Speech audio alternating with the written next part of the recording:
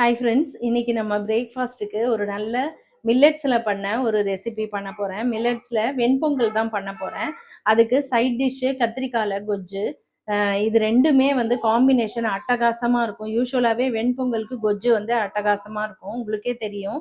மில்லட்ஸில் வந்து நம்ம யூஸ்வலாக தோசை அந்த மாதிரி இட்லி அந்த மாதிரி எல்லாம் பண்ணுவோம். பொங்கல் பண்ணால் இன்னும் டேஸ்ட்டாக இருந்தது. நான் பண்ணி பார்த்துட்டு தான் செகண்ட் டைம் இப்போது உங்களுக்காக நான் பண்ணி காமிக்கிறேன். அதோட டேஸ்ட் வந்து எக்ஸலண்ட்டாக இருக்குங்கிறத விட ஃபைபர் நிறையா இருக்குது. சிறுதானியம் சேர்த்துக்கணும். நம்ம வாரத்துக்கு 2 நாள் ஏதாவது ஒரு வகையில் சிறுதானியத்தை சேர்த்துக்க முயற்சி பண்ணலாம். அது வந்து உடம்புக்கு ரொம்ப நல்லது. நான் என்னோட வீடியோஸு, என்னோட இந்த பிரேக்ஃபாஸ்ட் வீடியோ உங்களுக்கு பிடிச்சிருந்தா லைக் பண்ணுங்க, சப்ஸ்கிரைப் பண்ணுங்க, எல்லாருக்கும் ஷேர் பண்ணுங்க. Thank you friends. கத்திரிக்காய் வந்து நல்லா வாஷ் பண்ணி தொடச்சிட்டு இந்த மாதிரி ஆயில் அப்ளை பண்ணிக்கலாம். எல்லாருமே பண்ணியிருப்பீங்க. நான் கொஞ்சம் டிஃப்ரெண்ட்டாக பண்ணுவேன். இது எல்லாருக்கும் தெரிஞ்சது தான், பட் தெரியாதவங்களுக்கு யூஸ்ஃபுல்லாக இருக்கும். இந்த மாதிரி ஆயில் அப்ளை பண்ணிட்டு நம்ம சுட்டுக்கலாம். எந்த ஆயில் வேணாலும் அப்ளை பண்ணிக்கலாம். நல்லா திருப்பி திருப்பி விட்டு நம்ம நாலா பக்கமும் நல்லா சுட்டுக்கலாம்.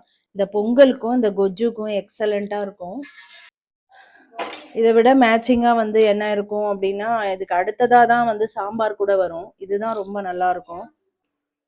கத்திரிக்காவை எப்பவுமே நம்ம அந்த லாஸ்ட்ல முதல்ல இந்த ஏரியாவை சுட்டதுக்கு அப்புறமா இந்த பக்கம் வந்து நம்ம சுட்டுக்கலாம். ஏன்னா அது இங்க பாருங்க, அந்த காம்பு வந்து இப்போ வந்து இந்த பிஞ்சு இந்த இடத்துல வெந்ததுக்கு அப்புறம் அப்படியே உறிஞ்சி வர ஆரம்பிக்குது.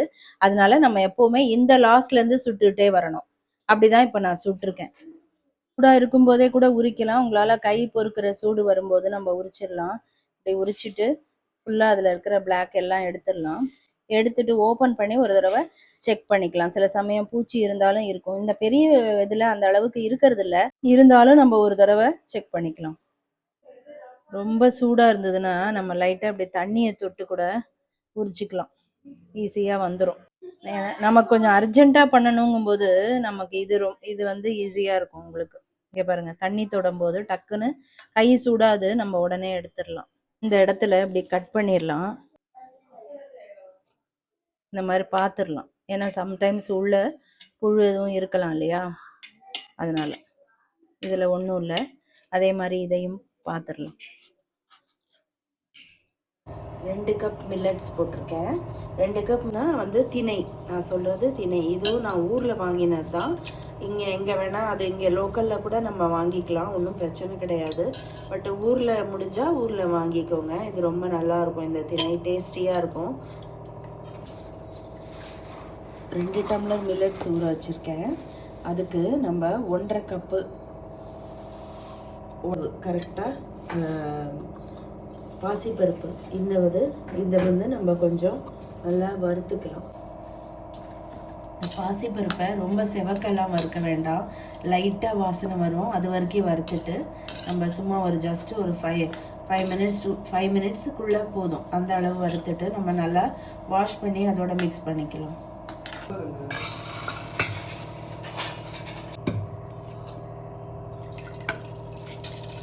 இப்போ பாசிப்பருப்பை வாஷ் பண்ணி இதோட ஆட் பண்ணிட்டேன். இதுலேயே நம்ம வந்து ஒரு ஸ்பூன் ஜீரகம் போட்டுக்கலாம். வேகும் போதே நல்லாயிருக்கும். அதை ஜீரகம் எவ்வளோக்கு எவ்வளோ சேர்க்குறோமோ அவ்வளோக்கு எவ்வளோ உடம்புக்கு நல்லது. 2 கப்பு மில்லட்ஸுக்கு 4.5 கப்பு அளவுக்கு தண்ணி ஊற்றிருக்கேன். பருப்புக்கு ஒரு 1/2 டம்ளர் ஊற்றிருக்கேன். மொத்தம் 5 கப்பு ஊற்றிருக்கேன். ஸோ நம்ம வந்து இப்போ அதை மூடி வச்சு நல்லா வேக வச்சுக்கலாம். கத்திரிக்காய் கொஜ்ஜுக்கு இந்த அளவுக்கு நான் புளி எடுத்திருக்கேன். இந்த புளியை நம்ம ஃபஸ்ட்டு ஊற வச்சுக்கலாம். கத்திரிக்காய் கொஜ்ஜு பண்ணுறதுக்கு ஒரே ஒரு ஸ்பூன் நல்லெண்ணெய் ஊற்றிக்கலாம். 1/2 ஸ்பூன் கடுகு, ஒரு 1/2 ஸ்பூன் இதுக்கும் ஜீரகம், மிளகா வத்தல் ஒரு 3 மிளகா வத்தல் கிள்ளி வச்சுருக்கேன், அதையும் போட்டுக்கலாம். டக்குன்னு ஆகிடும். கத்திரிக்காய் சுடுறது மட்டும்தான், அது கூட 5 நிமிஷத்தில் சுட்டுறலாம். ஒரு 2 வெங்காயம், பெரிய வெங்காயம் நான் வந்து கட் பண்ணி வச்சுருக்கேன். கொத்தமல்லியும் கட் பண்ணியிருக்கேன், அதை வந்து அப்புறம் லாஸ்ட்டில் போட்டுக்கலாம். இதை பெருசாக வச்சு ஃப்ரை பண்ணிக்கலாம். இதில் கொஞ்சமாக ஃப்ரை ஆகிறதுக்காக லைட்டாக உப்பு போட்டுக்கலாம். அப்புறம் பேலன்ஸு கொஞ்சம் உப்பு சேர்த்துக்கலாம். இந்த உப்பு போடுறத நம்ம நினைவு வச்சு போட்டுக்கலாம். 3 பச்சை மிளகாவும் கட் பண்ணி போடுறேன். பெருசாகவே போடுறேன். ரொம்ப பொடியாக போட்டால் குழந்தைங்களுக்கு காரமாயிடும். குழந்தைங்க சின்ன குழந்தைங்க இருக்கும்போது சாப்பிட்றதுக்கு காரமாயிடும். அதனால இதுல வந்து வேற எந்த காரமும் நம்ம சேர்க்க போறது இல்லை இல்லையா, இது 2 தான் காரத்துக்கு. அதனால கொஞ்சம் மஞ்சள் பொடி, துளியூண்டு பெருங்காயம். பொங்கல்லையும் நம்ம பெருங்காயம் போட்டிருக்கோம், இதுல லைட்டா போட்டுக்கலாம். புளியை நான் கரைச்சி வச்சிருக்கேன். கரைச்சி வச்ச புளி இப்படிதான் இருக்கும், நீர்க்க தான் இருக்கும். இது மாதிரி நீர்க்க நம்ம புளியை விட்டுக்கலாம். ரொம்ப விட்டாலும் புளிப்பாயிடும், சாப்பிட்றது கஷ்டமா இருக்கும். இந்த அளவு விட்டா சரியா இருக்கும். 1 ஸ்பூன் ஆல்ரெடி உப்பு போட்டிருக்கோம், இந்த அளவு திரும்பி உப்பு சேர்த்துக்கலாம். இது ஒரு கொதி வரட்டும். நல்லா ஆறி இருக்கு, நல்லா கையிலேயே நம்ம மசிச்சு விட்டுக்கலாம். கரண்டியில மசிக்க முடியாது, இது வந்து அப்படியே வழுக்கும். டேஸ்ட் ரொம்ப நல்லா இருக்கும். இது கத்திரிக்காய் நமக்கு இப்பெல்லாம் வந்து இந்த பெரிய கத்திரிக்காய் ஒன்று வருது பார்த்தீங்களா, அதில் தான் பண்ணுறோம். முன்னாடியெல்லாம் அந்த சின்ன நம்ம நார்மல் கத்திரிக்காயிலேயே பெரிய சைஸ் வாங்கி அதில் பண்ணுவாங்க. நம்ம பெரியவங்கெல்லாம் அப்படிதான் நான் பண்ணி பார்த்துருக்கேன். நார்மலாக நமக்கு கிடைக்கிற கத்திரிக்காயிலேயே பெரிய சைஸாக பார்த்து வாங்கி அதை சுட்டு பண்ணுவாங்க. இவ்வளோ பெருசு அப்போல்லாம் வந்து கிடைக்காது. இப்போ வந்து இதுக்குன்னே தனியாக கத்திரிக்காய் கிடைக்குது. இதெல்லாம் வந்து கண்டிப்பாக ஹைபிரிட் தான். ஆனால் நமக்கு இந்த மாதிரி பண்ணிக்கிறதுக்கு இந்த மாதிரி சேர்த்துக்க வேண்டியதாக இருக்குது. கொஞ்சம் ஈஸியாக வேலை முடியுது. அதில் சின்ன சைஸ் கத்திரிக்காயில நம்ம பெருசாக வாங்கி பண்ணால் ஒரு 5-6 கத்திரிக்காய் சுட்டுக்கிற மாதிரி இருக்கும் நம்ம ஃபேமிலிக்கு எவ்வளோ வேணுமோ. பட் அது வந்து என்னதான் இருந்தாலும் அதோட டேஸ்ட் வேற, இதோட டேஸ்ட் வேற. ஆர்கானிக் ஸ்டோர்ல இந்த பெரிய கத்திரிக்காய் வரது கிடையாது. இந்த மாதிரி வெளியில தான் நான் வாங்கியிருக்கேன் இந்த வாட்டி. எல்லாமே நம்ம முடிஞ்ச அளவு நல்லதா பார்த்து பார்த்து வாங்கி பண்ணணும் அப்படின்னு நான் நினைப்பேன். நம்ம சில சமயம் அவாய்ட் பண்ண முடியாது. ஒரு அவசரம்னு வச்சுக்கோங்களேன், பக்கத்திலேயே கடையில காய்கறி வாங்கிப்பேன். இது கொதிக்க ஆரம்பிச்சிருச்சு புளி. இதுல நம்ம இந்த கத்திரிக்காவை போட்டுடலாம். இந்த கத்திரிக்காவே வந்து உங்களுக்கு அதுல போடும்போது அது திக்னஸ் கொடுத்துரும்.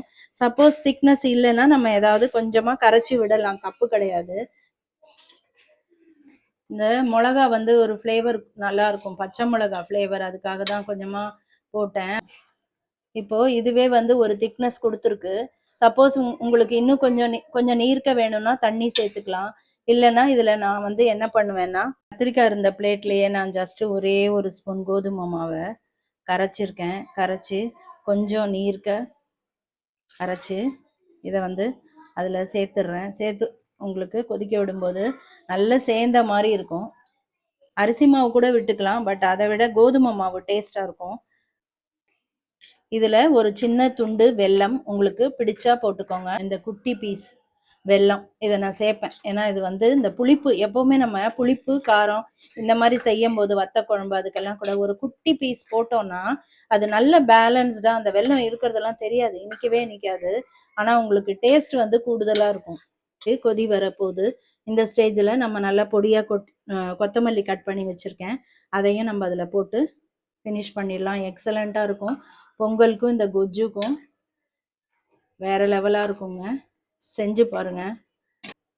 இப்போ நம்ம எல்லாம் அரைச்சிக்கலாம். அரைச்சிட்டா குழந்தைங்க கூட எல்லாமே வயிற்றுக்கு போயிடும், குழந்தைங்களுக்கும் நமக்குமே வந்து நிறைய பேர் வந்து இதை எடுத்து வைக்கிற ஹேபிட் பெரியவங்களுக்கே இருக்கு. ஒரு 1.5 இன்ச் அளவுக்கு இஞ்சி போட்டிருக்கேன். இங்க பாருங்க, 1 ஸ்பூன் மிளகு, கொஞ்சம் ஜீரகம் மட்டும் நான் கொஞ்சம் நிறைய யூஸ் பண்ணுவேன், அது உடம்புக்கும் நல்லது. இதுலயே வந்து நம்ம பெருங்காய பொடியை போட்டுக்கலாம், அப்பதான் ஃப்ளேவர் நல்லா இருக்கும். போட்டு இது எல்லாத்தையும் நல்லா அரைச்சிடலாம். பொங்கலுக்கு முதல்ல ஒரு 1/2 ஸ்பூன் நெய் போட்டு கேஷ்யூ நட்ஸ் எல்லாம் கொஞ்சம் ஃப்ரை பண்ணிக்கலாம். கேஷ்யூ நட் போடுறேன். இது வந்து உங்களுக்கு முந்திரி வந்து ஆப்ஷனல் தான், நம்ம முந்திரியே எவ்ரி டைம் போடணும்னு இல்லை. முந்திரி இருந்தா மட்டும் போட்டுக்கலாம், இருந்து போட்டா நல்லா இருக்கும். குழந்தைங்களுக்கெல்லாம் பிடிக்கும், குழந்தைங்கள்லாம் கண்டிப்பா இதெல்லாம் சாப்பிடணும். உடனே இது வந்து ஃப்ரை ஆயிடும், டக்குன்னு எடுத்துடலாம். அந்த முந்திரி வறுத்ததுலேயே 1 ஸ்பூன் எக்ஸ்ட்ராவா நான் வந்து நெய் விட்டுருக்கேன். அந்த நெய்லேயே இந்த மிளகு ஜீரகம் எல்லாத்தையும் போட்டுக்கலாம். பொடி பண்ணோம் இல்லையா, இஞ்சி மிளகு ஜீரகம் அதெல்லாம் போட்டுக்கலாம். இதுலயே வந்து நம்ம கொஞ்சம் கருவேப்பிலை போட்டுக்கலாம். இதுக்கப்புறம் நெய் சேர்த்துக்கிறது உங்களோட விருப்பம். நெய் நல்லது தான் உடம்புக்கு, நெய் ரொம்ப உடம்புக்கு நல்லது. அளவோட சாப்பிட்றதுனால நம்ம வயிற்று புண்ணெல்லாம் சரியாகும். அதே மாதிரி நமக்கு குட் கொலஸ்ட்ரால் அதுல வந்து நிறைய இருக்கு. குட் கொலஸ்ட்ரால் நம்ம ஹார்ட்டுக்கு தேவையான ஒரு விஷயம். நெய் கெடுதல்னு நிறைய பேர் நினைச்சிட்டு இருக்கீங்க, கிடையவே கிடையாது. நெய் வந்து உடம்புக்கு ரொம்ப நல்லது, குழந்தைங்களுக்கும் நல்லது, பெரியவங்களுக்கும் நல்லது. ஆனா எல்லாமே அளவோட சேர்த்துக்கிட்டா ரொம்ப நல்லது. இந்த அளவு நம்ம ஃப்ரை பண்ணிட்டு ஆஃப் பண்ணிடுறேன். பொங்கல் வந்து சூப்பரா வெந்திருக்கு. இப்போ நம்ம இதெல்லாம் போட்டுக்கலாம். இப்போ நம்ம தேவையான அளவு உப்பு போட்டுக்கலாம். பொங்கலுக்கு பொங்கல்ல உப்பு கம்மியா இருந்தா கூட ப்ராப்ளம் கிடையாது. நம்ம எப்படியும் கொஜ்ஜு வைக்கிறோம் இல்லையா, கொஜ்ஜுல கரெக்டா இருக்கும் உப்பு. பாருங்க, கொஞ்சம் கெட்டியா தான் இருக்கு. அளவா நம்ம தண்ணி கரெக்டா விட்டதுனால இது வந்து கொஞ்சம் கெட்டியா இருக்கு. நம்ம இப்ப என்ன பண்ணலாம், கொஞ்சமா வெந்நீர் விட்டுக்கலாம். ஹாட் வாட்டர் ஆல்ரெடி நான் வச்சிருக்கேன், அதை விட்டு நம்ம நல்லா மிக்ஸ் பண்ணிக்கலாம். இது மில்லட்ஸ் பொங்கல் ரொம்ப டேஸ்டியா இருக்கும், உடம்புக்கும் ரொம்ப நல்லது, நிறைய ஃபைபர் இருக்கிறது. இது வந்து டேஸ்ட்ல ஒண்ணுமே உங்களுக்கு வித்தியாசமா இருக்காது, அதாவது பொங்கல் மாதிரி தான் இருக்கும். இந்த மாதிரி சிறுதானியம் எல்லாம் நிறைய சேர்த்துக்கணும், நிறைய ஃபைபர் இருக்கு அதுல. இப்போ நம்ம வறுத்து வச்ச முந்திரிய லாஸ்ட்ல சேர்த்துக்கலாம். எல்லாமே பண்ணி முடிச்சிட்டோம் இல்லையா. இப்போ நம்ம பொங்கலை திருப்பி ஒரு 5 நிமிஷம் இந்த குக்கர்ல நம்ம கொஞ்ச நேரம் மூடி வைக்கணும். ஏன் அப்படின்னா, இந்த நம்ம தாளிச்சு கொட்டணும் இல்லையா, இஞ்சி மிளகு, அதோட ஃப்ளேவர் இன்னும் கொஞ்சம் நல்லா அதுல இறங்கும்.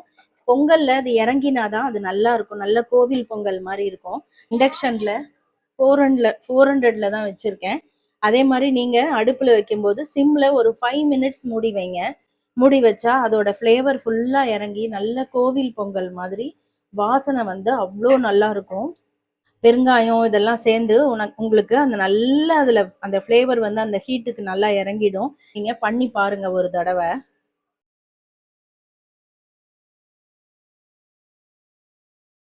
நெய் மிளகு எல்லாம் வாசனை கம கம கமன்னு இருக்கு. இந்த பொங்கல் திணை பொங்கல், திணை பொங்கலும் கொஜ்ஜும், இதுதான் இன்னைக்கு எங்க வீட்டுல பிரேக்ஃபாஸ்ட்.